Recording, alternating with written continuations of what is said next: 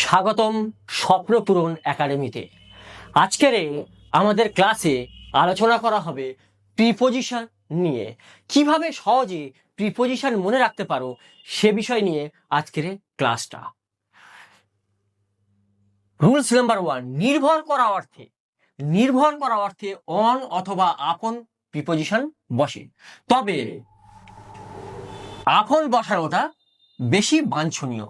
এই সমস্ত শব্দ act, ban, count, depend, hang, hinge, lean, reckon, এই সমস্ত শব্দগুলির পর সাধারণত অন এবং আপন বসে নির্ভর করা অর্থে। তবে যদি এক্সাম্পলে অন এবং আপন দুজনেই দেওয়া থাকে তখন কিন্তু আপনটা দেওয়া বেশি বাঞ্ছনীয়। তাহলে অ্যাক্ট অন মানে নির্ভর করা, ব্যাংক অন নির্ভর করা, কাউন্ট অন নির্ভর করা, ডিপেন্ড অন নির্ভর করা, হ্যাং অন মানেও নির্ভর করা, হিঞ্জ অন নির্ভর করা, লেন অন নির্ভর করা, রেকন অন নির্ভর করা। তাহলে এসো আমরা কয়েকটা এক্সাম্পলের মাধ্যমে দেখি। উই শু রিলে, সরি এখানে রিলে কথাটা দেওয়া হয়নি, রিলে এরপরেও আমরা অন প্রিপোজিশন বসাবো। তাহলে রিলে আছে, তাই নির্ভর করার অর্থে আমরা কি ব্যবহার করব? নয় অন অথবা আপন। তাহলে এখানে অন নেই, আপন আছে, তাই আপন দিয়ে দিলাম। তাহলে আপন অ্যান্সার হবে। He depends ড্যাজ his best friend, সে তার বিশেষ মানে বন্ধুর উপরে নির্ভর করে। এই বাক্যেতে আপনও আছে, অনও আছে। এখন যদি এক্সাম্পলে অনও থাকে, আপনও থাকে, তখন আপন নেওয়াটাই বেশি সুবিধাজনক বা বেশি সঠিক। এসো আমরা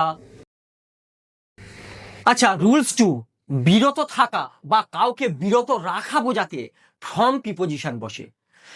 অর্থাৎ বিরত থাকা বোঝাতে এই সমস্ত এক্সাম্পলের পর, অর্থাৎ এই সমস্ত শব্দের পর বিরত থাকা বোঝাতে ফ্রম প্রিপোজিশন বসে।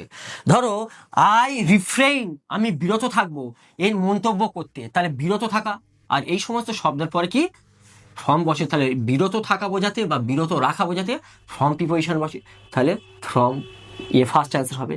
হি অ্যাবস্টেইন, সে সংযত থাকবে বা বিরত থাকবে কি লিকার, মদে থেকে, তাহলে এটা সংযত থাকা বা বিরত থাকা, তাহলে ফ্রম প্রিপোজিশন বসবে।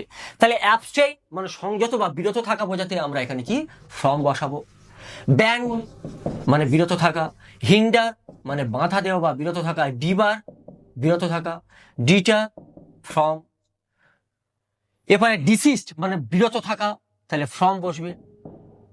Discourage from. প্রিভেন্ট বাধা দেওয়া মানে বিরত থাকা বা বিরত রাখা। প্রহিবিট মানে নিষেধ করা মানে বিরত রাখা, তাহলে ফ্রম প্রিপোজিশন বসবে।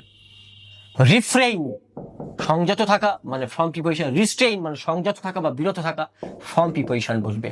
অর্থাৎ বিরত থাকা অথবা বিরত রাখা, সংযত রাখা বোঝাতে এই সমস্ত শব্দগুলির পর ফ্রম প্রিপোজিশন বসবে। এই ছিল আজকের ক্লাস। আশা করি বিষয়টা তোমাদের পরিষ্কার হয়েছে। ধন্যবাদ ক্লাসটি মনোযোগ দিয়ে দেখার জন্য। এই ক্লাসটি আপনাদের শেখার যাত্রায় যদি সহায়ক হয়ে থাকে তাহলে স্বপ্নপূরণ একাডেমিকে লাইক দিন এবং বেল আইকনটা অন। শেখা হোক সহজ, স্বপ্ন হোক পূরণ, স্বপ্নপূরণ একাডেমি।